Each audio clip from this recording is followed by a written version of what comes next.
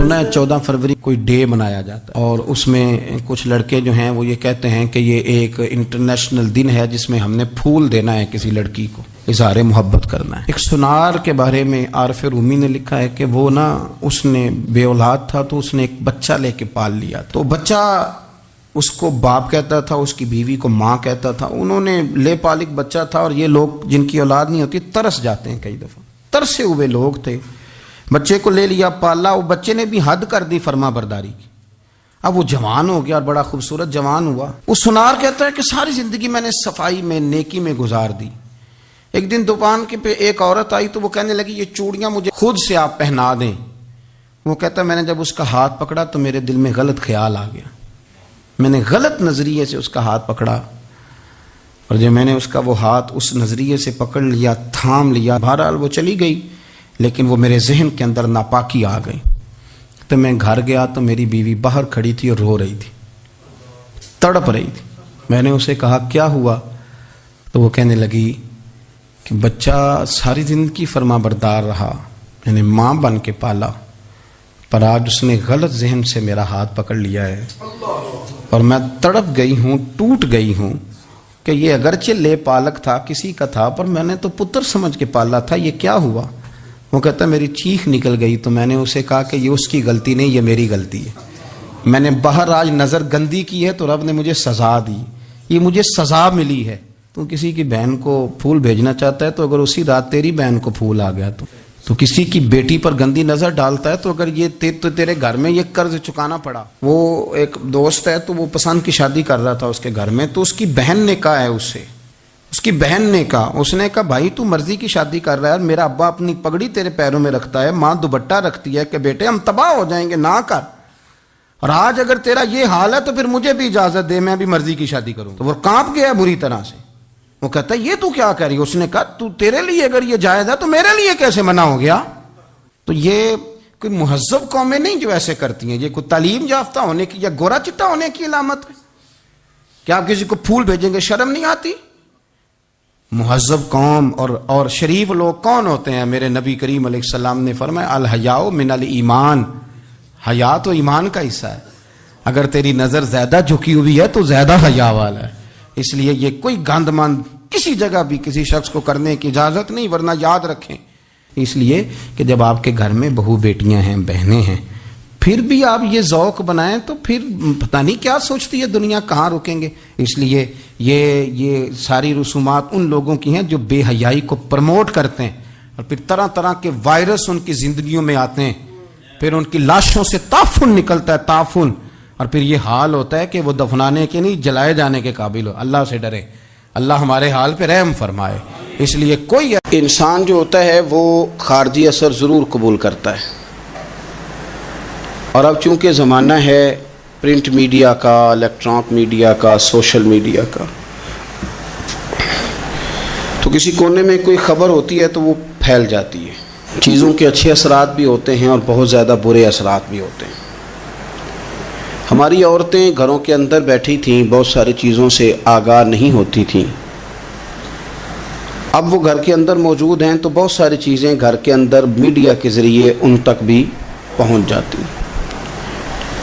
खैर की चीज़ें पहुंचना बड़ा अच्छा है, बड़ा मुबारक है, उससे बेहतरी पैदा होती है। लेकिन जब शर फैलता है ना, शरारत की जाती है, तो औरत चूँकि अपनी अक्ल के लिहाज से उतनी मजबूत नहीं होती जितना कि मर्द होता है, और जहन के लिहाज से उतनी पुख्ता नहीं होती जितना कि एक मर्द होता है। तो बेचारी उसका जब असर कबूल करती है तो वसवसों का शिकार होती है। और फिर जिस तरह आजकल जदीद ख़वातीन जिद्दत का लेबल लगा के सोसाइटी में आई हैं, कहती हैं हमने सियासी, समाजी, फलाही, मुल्की, इन सब मामलात के अंदर पूरा किरदार अदा करना है, तो वो चूँकि एक हसीन नारा लेके आती हैं तो हमारी बेटियां, बच्चियां, बहनें, माएँ बाज़ौक़ात हालात के जबर की वजह से, बाज़ौक़ात वसवसों की कसरत की वजह से वो किसी न किसी तौर पर इस तकलीफ़ का शिकार हो जाती हैं और शैतान उन्हें अपनी लपेट में लेता है। करने का काम ये है कि औरतों को बताया जाए कि तुम्हारा असल सबक है क्या, تمہارا دین کے اندر کردار کیا ہے، تمہاری فضیلت کیا ہے، حقوق کیا ہے، تمہیں کتنا نوازا گیا ہے، اور تمہارا کردار بڑا شاندار رہا، عورتوں کا بڑا تابناک اور خوبصورت کردار رہا ہے دین کے لیے ہمیشہ۔ بلکہ جتنے لوگ دین کے لیے تیار ہوئے، عالم ہوں، مجاہد ہوں، غازی ہوں، استاد ہوں، حافظ ہوں، ان سب کو تیار کرنے والی مائیں ہیں، اور وہ پوری جد و جہد کے ساتھ بھیجتی، تیار کرتی، محنت کرتی۔ انہوں نے ان کی تیاری میں بھی اور آبیاری میں بھی خوب کردار ادا کیا۔ اب یہ کہ مزید آنے والی نسل میں جو ہماری بیٹیاں ہیں، ان کو ہماری جو اسلاف میں خواتین گزری ہیں، ایک تو ان کے کردار سے ہمیں آگاہ کرانا چاہیے، تاکہ بچیاں بجائے آج کی کسی جدید عورت سے جڑنے کی بجائے وہ سیدہ عائشہ صدیقہ سے جڑیں، وہ سیدہ پاک سیدہ فاطمہ الزہرا سے جڑیں، وہ جو کنیزیں ہیں حضور صلی اللہ علیہ وسلم کے دین کی، حضرت ام سلیم کے ساتھ جڑیں، حضرت ام شریک کے ساتھ جڑیں، حضرت ام عمارہ کے ساتھ جڑیں، انہوں نے جڑنا ہو تو حضرت ام سلمہ کے ساتھ جڑیں، وہ ان سب خواتین کے ساتھ ان کا تعلق مضبوط ہو۔ اور دوسرا یہ بھی ایک بات یاد رکھیں کہ 40 50 60 عورتیں کسی جگہ نکل کے کوئی دھما چوکڑی کرتی ہیں تو وہ 22 کروڑ کے ملک میں رہنے والی ہماری پاک ماؤں کی نمائندہ کبھی بھی نہیں ہو سکتی۔ اس لیے دنیا ان کا چہرہ دیکھ کے، بلکہ ان کا مکروہ چہرہ دیکھ کے، ہمارے گھروں میں حیا کا پردہ پہن کے بیٹھنے والی عورتوں کو اس پر کبھی بھی وہ قیاس نہ کریں۔ الحمدللہ آج بھی مائیں پاک دودھ پلاتی ہیں تو رسول اللہ کا نام جپنے والے بیٹے پیدا ہوتے ہیں۔ تو اس لیے کوئی ایسی مایوسی، کوئی ایسی کمزوری، کوئی یہ نمائندہ نہیں ہے۔ یہ تو چونکہ دنیا میں ہمارے ہاں ہوتا یہ ہے کہ کوئی بندہ کوئی فضول بات کرتا ہے تو میڈیا اس کو کوریج زیادہ دیتا ہے، تو لوگ سمجھتے ہیں پتہ نہیں کیا ہو گیا۔ ایسی کوئی بات نہیں ہے، یہ تو چند لوگ ہیں، وظیفہ خار ہیں، خریدے ہوئے لوگ ہیں، اور ان کو جان بوجھ کے لا کے یہاں مسلط کیا جاتا ہے، معاذ اللہ پاکستان کی شکل دکھانے میں کچھ اپنے اس میں ملوث ہوتے ہیں تاکہ بگڑی ہوئی صورت لوگوں کے سامنے پیش کی جائے۔ یہ وطن ہے داتا علی اجویری کا اور بابا فرید الدین مسعود گنج شکر کا، یہ اللہ والوں کا وطن ہے، یہ حضرت محدث اعظم پاکستان کا وطن ہے۔ اس کے اندر اس طرح کے لوگ کس طرح پنپ سکتے ہیں؟ کوئی ان کا وجود نہیں۔ تو قرآن حکیم نے ہمیں کہہ دیا کہ جو بھی نیک عمل کرے وہ مرد ہو یا عورت ہو، تخصیص کوئی نہیں، ہو مومن، مرد ہو چاہے عورت ہو، فَلَنُحْيِيَنَّهُ حَيَاةً طَيِّبَةً، ہم اسے پاکیزہ زندگی عطا فرمائیں گے۔ اللہ کے پیارے رسول صلی اللہ تعالی علیہ وسلم نے ارشاد فرمایا، حضور علیہ السلام ارشاد فرماتے ہیں کہ مختصر سی بات ہے، مسند امام احمد بن حنبل میں، انسان کے لیے جنت میں چلے جانا نا بہت بڑی کامیابی ہے۔ کیوں؟ اس لیے کہ اللہ کا دیدار بھی جنت میں اور مدینے والے محبوب کا قرب بھی جنت میں نصیب ہوگا۔ رسول کائنات علیہ السلام کے قرب میں بھی جگہ وہی جنت میں ملے گی، وہیں سب اللہ والوں کی زیارت ہے، وہیں سب کے لیے انعامات ہے، وہیں سب کا بسیرا ہے۔ قرآن مجید نے کہا اصحاب الجنتی هم الفائزون، اصحاب الجنتی هم الفائزون، یہ جو جنتی ہیں یہ کامیاب لوگ ہیں۔ تو نبی پاک صلی اللہ علیہ وسلم نے مختصر بات ارشاد فرمائی مسند امام احمد بن حنبل میں، حضور فرمانے لگے عورت 5 نمازیں پڑھے، اپنے روزوں کی حفاظت کرے، یعنی رمضان کے روزے رکھے، فرمایا اپنے خامند کی اطاعت کرے، نماز روزے کی پابندی کرے، خامند کی اطاعت کرے اور اپنی شرمگاہ کی حفاظت کرے، تو حضور فرماتے ہیں پھر قیامت والے دن نہ اس کے لیے جنت کھول دی جائے گی، وہ جس دروازے سے چاہے جنت میں داخل ہو جائے۔ پھر کھول دیا اللہ تعالیٰ نے اس کے لیے۔ 2 ہی باتیں، ایک یہ کہ نماز روزے کا خیال کرے، خامد کی اطاعت کرے، شرمگاہ کی حفاظت کرے، تو جنت کے جس دروازے سے وہ چاہے گی نا اس کو داخلہ دے دیا جائے گا۔ تو عورتوں نے بڑے مضبوط ایمان کا مظاہرہ کیا ہے، مضبوط ایمان کا۔ پہلی مثال دیتا ہوں جناب ہاجرہ کی۔ حضرت ہاجرہ رضی اللہ تعالی عنہا حضرت اسماعیل علیہ السلام کی والدہ ہیں، جناب ابراہیم خلیل اللہ علیہ السلام کی اہلیہ ہیں۔ میں نے پہلے بھی ایک دفعہ کہا تھا، پھر کہتا ہوں کہ آج کل نا کاکروچ دیکھ کے، چھپکلی دیکھ کے چیخ مارنا یہ خوف نہیں، یہ فیشن ہے۔ اسے پتہ چلتا ہے کہ یہ برگر فیملی ہے، اسے پتہ چلتا ہے یہ امیر لوگ ہیں، یعنی کاکروچ کھا جاتا ہے کہ چھپکلی کھا جاتی ہے، لیکن یہ نا جی وہ جی ہمارا بچہ چیخ مارتا ہے اس کو دیکھ کے، کیا مطلب ہے بڑا پڑھا لکھا ہے جی، بڑی سوبر فیملی. یہ پڑھے لکھے نہیں، یہ بزدل ہونے کی علامت. کمزور پڑھنا، ڈرنا، خوف کھانا، اللہ تبارک و تعالیٰ پر ایمان رکھتے ہوئے توکل میں کمزوری کرنا، معاذ اللہ.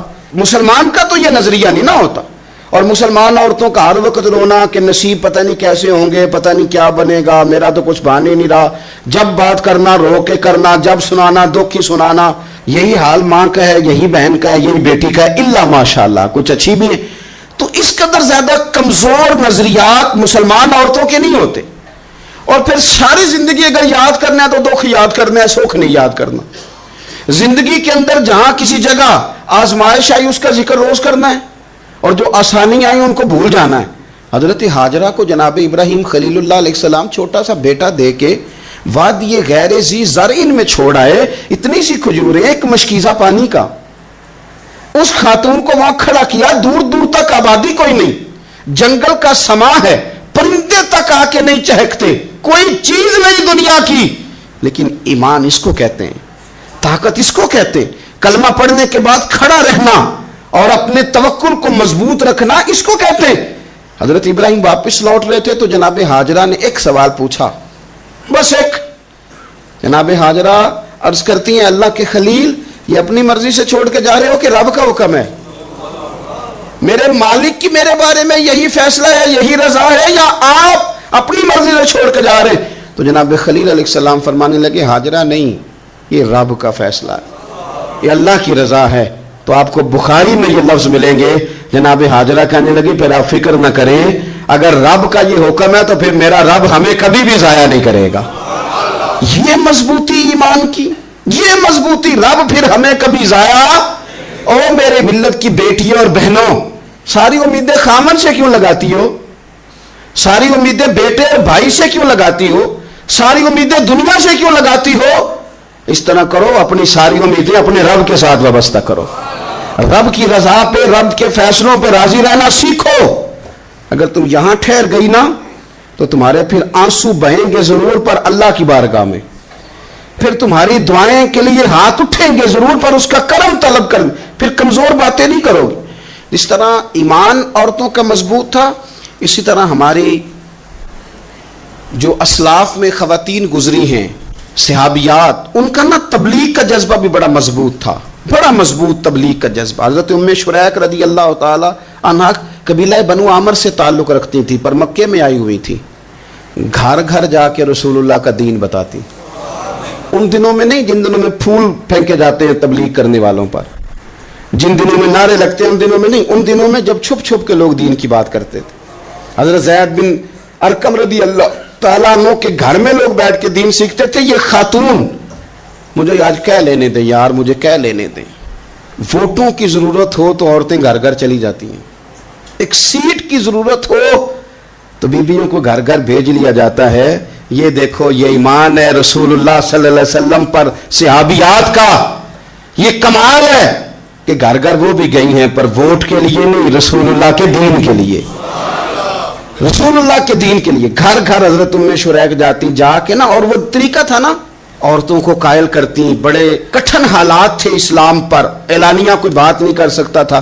حضرت ام شریک کہتی ہیں میں عورتوں کو بلاتی، کہتی میری بات سنو. جب وہ قریب آتی تو میں نے نبی پاک کا دین بتاتی، سائیڈ پہ کر کے کونے میں نہ تھوڑا تھوڑا، او یار آپ ذرا اس کا لطف تو لیں، اس کا ذائقہ تو دیکھیں. حضرت ام شریک کہتی ہے میں گھر گھر جاتی بتاتی.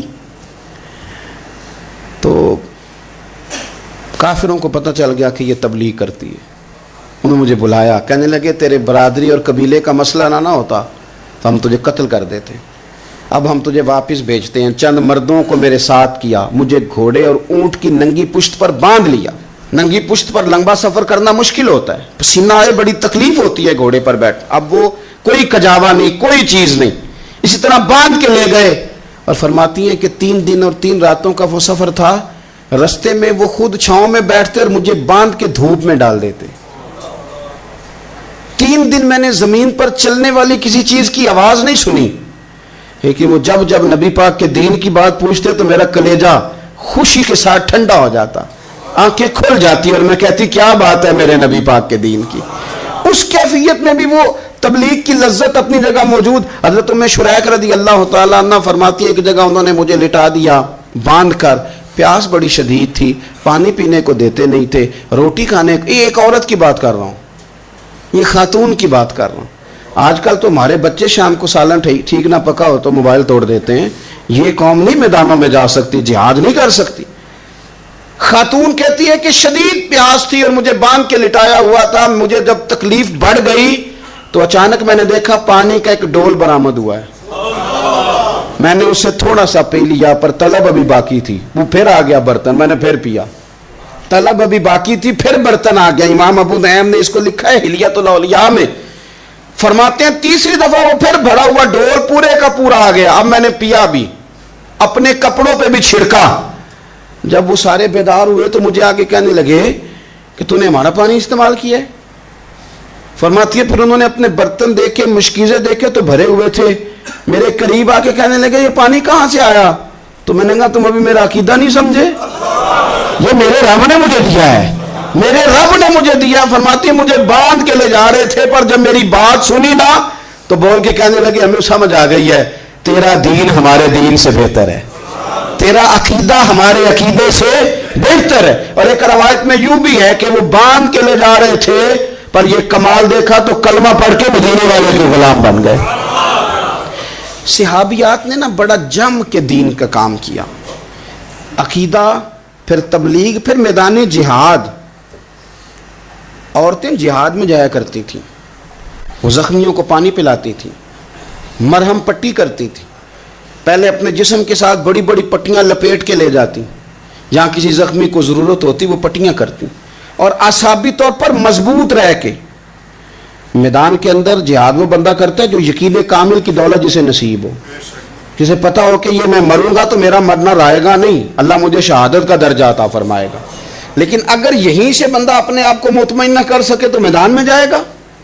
یقین کامل ہو, اگر ہو یقین کامل پیدا تو پھر کٹ جاتی ہیں زنجیریں, پھر انسان آگے مضبوطی سے آگے بڑھتا ہے. نبی پاک صلی اللہ علیہ وسلم جب جہاد کے لیے تشریف لے جاتے نا تو عورتوں پر کسی نہ کسی شخص کو نمائندہ بنا کے چھوڑ کے جاتے تھے. ایک دفعہ مولا علی شیر خدا کو بھی چھوڑ کے گئے, حضرت عبداللہ ابن مختوم رضی اللہ تعالیٰ عنہ کو بھی ایک دفعہ چھوڑ کے گئے. ایک موقع پر نا حضور نے عورتوں کو ایک جگہ پہ چھوڑا پیچھے, تو وہ قلعہ تھا حضرت حسان بن ثابت رضی اللہ تعالیٰ عنہ, بڑا مضبوط قلعہ تھا. اس قلعے کے اندر خواتین ساری محفوظ کر کے ان کو وہاں بٹھا دیا گیا. حضور جہاد کے لیے چلے گئے. اب وہاں قلعے میں عورتوں کو اس لیے رکھا گیا تھا کہ یہاں یہودی بھی ہیں, تو ایسا نہ ہو کہ ہم باہر لڑیں تو وہ اندر سے کوئی شرارت کر دیں, لہٰذا عورتیں محفوظ رہیں. حضرت حسان بن ثابت رضی اللہ تعالیٰ عنہ کی ڈیوٹی تھی تلوار لے کے حفاظت کرنے کی, تو ایک یہودی آ گیا.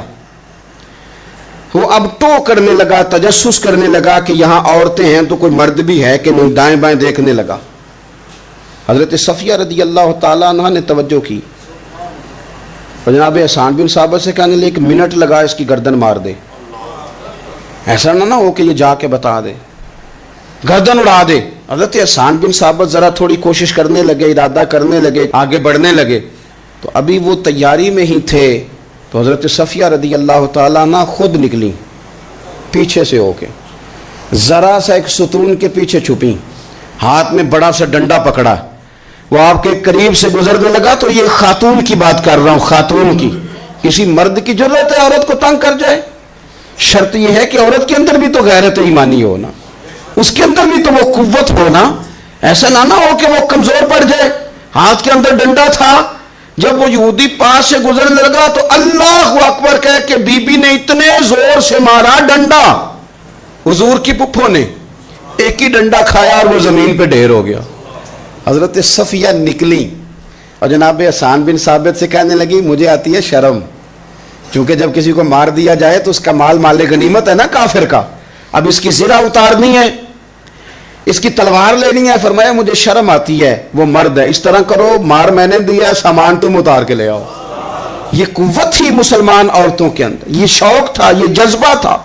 ہمارے ہاں نا روز روز کی کمزوریاں, عورتوں کا روز آنسو بہانا اور جہاں بھی سنانا دکھ ہی سنانا, اس نے انہیں کمزور کر دیا. آپ کے ذہن پہ چیزیں سوار ہو جاتی ہیں نا تو یہ جو مرد زیادہ رہتے ہیں نا عورتوں کے ساتھ، زیادہ وقت گزارتے ہیں، زیادہ داستانیں سنتے ہیں، ان میں وہ ساری چیزیں پیدا ہو جاتی ہیں. آپ نے ناراض نہیں ہونا، میں دعوے سے کہتا ہوں کہ جو جوان اپنی اماں کے اور ابا کے شکوے کرنے لگ جاتا ہے نا، اس نے 1.5 گھنٹہ باتیں سنی ہیں بی بی کی، ایسے مفت میں نہیں شکوے کر رہا، اس نے ہلکا ہلکا کہیں جی جی بھی کیا ہے.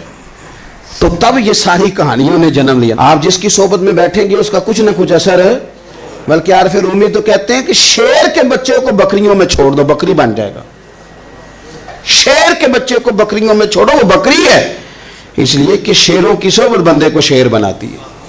تو جب بیٹھنا ہی نہیں ہے، باتیں ہی سارا دن یہ والی سننی ہے، ہر وقت رہنا ہی اسی داستان میں، پھر کمزور باتیں، پھر اپنے ماضی کے دکھ، پھر پتہ نہیں کیا. آپ نے ناراض نہیں ہونا، میں بعض جوانوں کی باتیں سن کے میرا دل کرتا ہے کہ اسے کہوں یار تو کیا بات کر رہا ہے، اپنا قد دیکھ، تو اپنی عمر دیکھ، رب نے تجھے مرد بنایا ہے، تو کمال آدمی ہے، تو کھڑا ہو.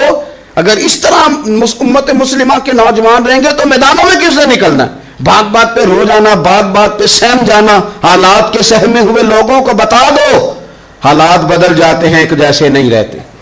آپ کی طبیعت میں دلیری اور وقار ہونا چاہیے. حضرت اسماء بنت ابی بکر صدیق، حضرت صدیق اکبر رضی اللہ تعالی عنہ کی وہ صاحبزادی ہیں جو حضرت عائشہ کی بڑی ہمشیرہ ہیں. رات کو غار ثور میں مرد جاتے ڈرتے ہیں، آج بھی ڈرتے ہیں. اور جناب اسماء نبی پاک کی روٹی لے کے جایا کرتی تھی. پھر اللہ نے ان کو بیٹا دیا، حضرت عبداللہ بن زبیر، یہ حضور کی پھپھی کے نواسے ہیں. حضرت زبیر بن عوام عشرہ مبشرہ صحابی ہیں، ان کے بیٹے ہیں. اور یہ وہ خوش بخت جوان ہے جس کو گٹی نبی پاک نے اپنے لعاب دہن سے عطا فرمائی. یزیدی فوجوں کے خلاف امام حسین کے بعد جو آدمی باقاعدہ مرتب فوج کے ساتھ میدان میں آئے وہ حضرت عبداللہ ابن زبیر ہیں. مرتب کر کے اپنا لشکر لے کے نکلے. حضرت اسماء بوڑھی ہو گئی تھی، 90 سال عمر تھی، نظر نہیں آتا تھا. حضرت عبداللہ ابن زبیر جب لڑے یزیدی فوجوں کے خلاف تو کچھ ساتھی شہید ہو گئے، کچھ کے قدم پیچھے ہٹ گئے. حضرت عبداللہ ابن زبیر ماں کے پاس آئے اور ماں سے آ کے کہتے ہیں اماں میرے کچھ ساتھی کمزور پڑ گئے، کچھ شہید ہو گئے، اور یہ بڑے سخت لوگوں کی فوج سے ہمارا مقابلہ ہے. تو اس وقت تیرے ساتھ کوئی خدمت گزار نہیں، میں تیرا اکیلا سہارا ہوں. ماں تو بتا میں کیا کروں، آگے جاؤں کہ واپس مڑوں. نابینا ہیں حضرت اسماء، عمر ہے 90 سال. بیٹے کی پشت پہ ہاتھ رکھ کے کہتی ہیں پتر پہلے یہ بتا کہ تو حق پہ ہے کہ نہیں، تو حق پہ ہے کہ نہیں. ان ماں کی گود میں اسلام پلا کرتا تھا، حق پہ ہے کہ نہیں. تو حضرت عبداللہ ابن زبیر کہنے لگے اماں میں حق میں ہوں. تو حضرت اسماء کہنے لگے پتر پھر میدان میں جا اور میرا پتر ایک میرے ساتھ وعدہ کر، کوئی بھی تیر پشت پہ نہ کھانا، سارے سینے پہ کھا کے آنا. حضرت عبداللہ ابن زبیر عرض کرنے لگے اماں یہ بڑے ظالم قسم کے دشمن ہیں، یہ آنکھیں نکال دیتے ہیں، ہونٹ کاٹ دیتے ہیں، جسم کے ٹکڑے ٹکڑے کرتے ہیں، تو سہ لے گی؟ کیا جواب ہے، کیا طاقت ہے، کیا ہمت ہے. حضرت اسماء فرمانے لگی پتر بکرے کو نہ صرف ذبح ہوتے وقت تکلیف ہوتی ہے، کھال اترتے وقت کوئی تکلیف نہیں ہوتی. جا میرا بیٹا میدان میں. حضرت عبداللہ ابن زبیر شہید کر دیے گئے. ان کی لاش مبارک مکہ مکرمہ کے چوک میں جنت المعلیٰ کے پاس لٹکا دی گئی. حجاج بن یوسف نے حضرت اسماء کو بلایا اور بلا کے کہنے لگا تجھے پتہ ہے تیرا بیٹا لٹکا ہوا ہے؟ فرمانے لگی ہاں مجھے پتہ ہے، یہ بچپن سے ہی شاہ سوار ہے، یہ گھوڑوں پہ رہنا ہی پسند کرتا تھا. اور پھر کیا جملہ کہا. حجاج کے لوگ کہتے ہیں یہ فوجوں میں اور تلواروں کی جھنکار میں کبھی نہیں کانپا تھا، پر حضرت اسماء جو نابینا ہیں ان کے جملوں نے نرزہ دیا. فرمانے لگی حجاج میرا پتر لٹک گیا ہے، کہیں تیرے آگے جھکا تو نہیں نا؟ لٹک ہی گیا ہے، جھکا تو نہیں میرا پتر؟ 14 دن تک لٹکے رہے، لاش مبارک لٹکی رہی. لیکن حضور کا لعاب دہن تھا نا، لوگ کہتے ہیں قریب سے گزرتے تھے تو دور دور تک خوشبوئیں پھیلی ہوئی، دور دور تک. مائیں ایک صحابیہ ہے، نام ہے ام عمارہ، جنگ احد میں زخمیوں کو پانی پلاتی. اپنے 2 بیٹے اپنا شوہر لے کے احد میں آئیں، زخمیوں کو پانی پلاتی ہیں، مرہم پٹی کرتی ہیں. اچانک جنگ کا پانسا پلٹ گیا.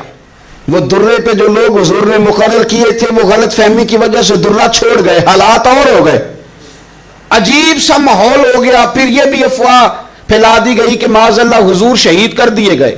لوگوں کے حوصلے بڑے اور رنگ اختیار کرنے لگے. حضور کے گرد تھوڑے سے لوگ رہ گئے. او میرے بھائیوں، او ملت کی بیٹیوں بہنوں، یہ ہے تمہارا انداز دین کی خدمت میں. یہ خواتین کا انداز ہوتا ہے. حضرت ام عمارہ پہلے زخمیوں کی مرہم پٹی کرتی تھی، اب سارا کچھ پھینک دیا، تلوار لی اور جا کے نا حضور کے گرد کھڑی ہو گئی. کہنے لگی آئے نا کون آتا ہے میرے کریم کے پاس، آ کے دکھائے نا کوئی، اسا کیتی جان حوالے رب دے، ایسا عشق کمایا ہے اسی مرن تو اگے ہی مر گیا باہو، اسا تا مطلب نو پایا ہے. آ کے کھڑی ہو گئی. حضور فرماتے ہیں میں دائیں دیکھتا تھا تو ام عمارہ ہوتی تھی، میں بائیں دیکھتا تھا تو ام عمارہ ہوتی تھی، آگے دیکھتا تھا تو ام عمارہ، پیچھے ام عمارہ. حضور فرمانے لگے تو بہت سارے لوگوں سے سبقت لے گئی ہے، تو بڑے سارے لوگوں سے آگے نکل گئی ہے. ان کو زخم لگ رہے ہیں، تیر آ رہے ہیں، پر خاتون ہو کے ڈٹی ہوئی ہیں. رسول اللہ صلی اللہ علیہ وسلم کے سامنے کھڑی، حضور پر آنے والے تیر اپنے وجود پہ لیتی ہیں. او میرے عزیز، رسول پاک علیہ السلام نے فرمایا تجھے رب نے بڑا حوصلہ دیا ہے. اتنا گہرا زخم بازو میں آیا کہ غار بن گئی، غار. اللہ کے پیارے محبوب نے نظر کرم فرمائی. حضور نے فرمایا کچھ مانگ لے. کہنے لگی سونیا اگر میری خدمت قبول ہے تو دعا کر دیں اللہ قیامت کے دن بھی آپ سے دور نہ کرے، رب دور نہ کرے. حضور نے دعا کر دی، اے اللہ اس کو اور اس کے خاندان کو قیامت میں بھی میری رفاقت دینا. حضور کی دعا سنی تو باہر نکلی، فرمانے لگی لوگوں لو پھر میں نے اپنا مقصد پا لیا ہے، میں کامیاب ہو گئی ہوں. اب دنیا کی کوئی مصیبت بھی میرے اوپر آئے تو مجھے کوئی پرواہ نہیں، اس لیے کہ مدینے والے نے یہاں بھی کرم فرما دیا ہے، وہاں بھی کرم فرما دیا ہے. یہ طاقتیں تھیں ان خواتین کیا. ایک تابعی بزرگ تھے حضرت ابو عبد الرحمن فروغ، صاحب تاریخ بغداد نے لکھا ہے وہ جہاد پہ چلے گئے. 30,000 دینار اپنی بیوی کو جاتے دفعہ دے گئے. کہنے لگے لو پاس رکھ لو. اور بیٹا بھی ماں کی گود میں ہی تھا. کچھ نے لکھا پیدا ہو چکے تھے، کچھ کا کہنا ہے کہ ان کے جانے کے 1-2 ماہ بعد بیٹے کی ولادت ہوئی. اور بیٹے کا نام کیا ہے؟ ربیعہ بن ابو عبد الرحمن. اور یہ بیٹے وہ ہیں جو حضرت امام مالک جیسے لوگوں کے استاد ہیں، حضرت حسن بصری جیسے لوگوں نے ان سے پڑھا. خود جہاد پہ چلے گئے. آج تو فوجیوں کی نوکری ہے نا جی، ان کا یہ نظام ہے کہ وہ جاتے ہیں، انہیں تنخواہ ملتی ہے، چھٹی پہ آتے ہیں. اس زمانے میں یہ تھا کہ مال غنیمت سے حصہ ملتا تھا، اور فتوحات کا یہ طریقہ تھا کہ یہ علاقہ فتح ہوا تو آگے چلے گئے، وہ فتح ہوا تو آگے چلے گئے، وہ فتح ہوا تو آگے چلے گئے. کسی نے لوٹنا ہے تو پابندی نہیں تھی، لوٹ سکتا ہے. کچھ لوگ جہاد میں ہی رہتے تھے. حضرت ابو عبد الرحمن فروغ 27 سال جہاد میں رہے. 27 سال. یہاں تو خاون باہر ہو تو بہت ساری عورتیں کہہ دیتی ہیں کہ تیرے ابے نے نظر پیسے کمائے. مصیبتیں تو ساری میں نے دیکھی معاذ اللہ. بعض جگہ، سب نہیں لیکن بعض جگہ کہہ دیتی ہیں کہ وقت تے سارے میں کیتے. 27 سال شوہر چلا گیا، واپس نہیں آیا، 30,000 دینار دے کے چلے گئے. 27 سال کے بعد خیال آیا گھر کا. اب بیٹا محدث بن گیا، عالم بن گیا. اور کمال یہ کہ رہتے کہاں تھے؟ حضور کے مدینے میں، مدینہ النبی میں، مدینہ منورہ میں صلی اللہ تعالی علیہ وسلم. اور ان کے صاحبزادے حضرت ربیعہ یہ مسجد نبی میں، حضور کی مسجد میں بیٹھ کے نبی پاک کی حدیث پڑھایا کرتے. آئے گھر، دروازے پہ دستک دی، صاحبزادے نے دروازہ کھولا. نہ باپ بیٹے کو پہچانتا ہے، نہ بیٹا باپ کو. جناب ابو عبد الرحمن اندر داخل ہونے لگے تو صاحبزادے نے کہا بوڑھے میاں میرے گھر میں بغیر اجازت کے کیوں داخل ہو رہے ہیں؟ تو وہ کہنے لگے تو بتا، تو نے میرے گھر پہ قبضہ کیوں کر رکھا ہے؟ اب جب بات زیادہ بڑھ گئی تو دونوں جانب سے لوگ جمع ہو گئے. شور اٹھا تو اندر سے والدہ نے سنا، پردہ سرکا کے دیکھا کہ میرے شوہر آ گئے 27 سال کے بعد. 27 سال کے بعد. تو آپ اپنے صاحبزادے سے کہنے لگی بیٹا ان کو اندر آنے جو تمہارے والد ہیں. بڑا روئے باپ بیٹا، بڑا روئے. ماں اور بیٹے کی محبت کا بھی اندازہ نہیں، پر قرآن پاک پڑھے نا تو 2 مثالیں باپ اور بیٹے کے پیار کی بھی ملتی ہیں. ایک حضرت یعقوب علیہ السلام کا جناب یوسف سے پیار، اور ایک حضرت ابراہیم کا حضرت اسماعیل سے پیار، اور جناب اسماعیل کی جناب ابراہیم کی فرما برداری کی مثال. اس کا بھی جواب کوئی نہیں. باپ اتنا رو رہے ہیں اور بیٹے کی یاد میں، اس کا بھی اندازہ کوئی نہیں کر سکتا. باپ بیٹا مل کے بڑا روئے. عصر کی نماز کا وقت ہو گیا. حضرت ربیعہ جو محدث ہیں وہ وضو کر کے مسجد شریف چلے گئے. یہ ابھی چونکہ سفر سے آئے تھے, انہوں نے کھانا وانا کھایا, تھوڑی دیر بیت گئی تو یہ نہیں پوچھا پیچھے حال کیا رہا. پوچھتے ہیں اپنی بیوی سے میرے 30,000 دینار کہاں ہیں؟ تو اہلیہ کہنے لگی مسجد جائیں نا, حضور کی مسجد میں عصر پڑھ کے آئیں, پھر میں بتاتی ہوں پیسے کہاں ہیں. حضرت ربیہ نے امامہ باندھا, جبہ پہنا, حضور کی مسجد میں بیٹھے اور حدیث پاک کا درس دے رہے ہیں. سامنے حضرت حسن بصری جیسے, امام مالک جیسے لوگ بیٹھے ہیں. حضرت ابو عبد الرحمن فروغ جو ان کے والد تھے, عصر کی نماز پڑھ کے نا تو پوچھتے ہیں ایک شخص سے, یہ کون ہے نوجوان کالی داڑھی والا, عمر زیادہ نہیں پر کس طرح شوق سے حضور کا دین بیان کر رہا ہے, کون ہے؟ تو بتانے والے نے کہا کہ حضور ایک نا ابو عبد الرحمن نام کے بزرگ ہیں, وہ 27 سال سے جہاد میں گئے ہوئے, یہ ان کا بیٹا ہے. یہ سنا کہ میرا پتر اتنا بڑا عالم, چھم چھم آنسو بہے, داڑھی بھر گئی آنسو, حضور کی مسجد میں تشکر کے آنسو, خوب روئے خوب روئے. اٹھے گھر گئے اور جب آنسوؤں بھرا چہرہ لے کے گھر آئے تو اماں ساری بات ہی سمجھ گئی. کہنے لگی دیکھا ہے وہ بیٹے کو حدیث پڑھاتے, اب پتہ چلا میں نے آپ کے 30,000 دینار کہاں خرچ کیے, میں نے آپ کا پیسہ ضائع تو نہیں کیا. تو حضرت ابو عبد الرحمن فروغ فرمانے لگے رب تجھے صلہ دے اور میری طرف سے بھی دے, تو نے تو کمال کر دیا ہے. حدیث تیرا بیٹا پڑھا رہا تھا اور قد میرا اونچا ہوتا جا رہا تھا, سبق تیرا بیٹا دے رہا تھا اور یوں لگ رہا تھا کہ درجے میرے بلند ہو رہے ہیں. تو ماں نے کمال کیا, انقلاب کیا, بیٹیوں نے بہنوں نے دین کے لیے ہمیشہ اپنا کردار پیش کیا ہے. لہذا ان چند ایک وظیفہ خار اور ناپاک عزائم والے لوگوں کو سامنے رکھ کے ملت کی بیٹیوں کو قیاس نہ کیا جائے. آخر دعوانا الحمدللہ رب العالمین.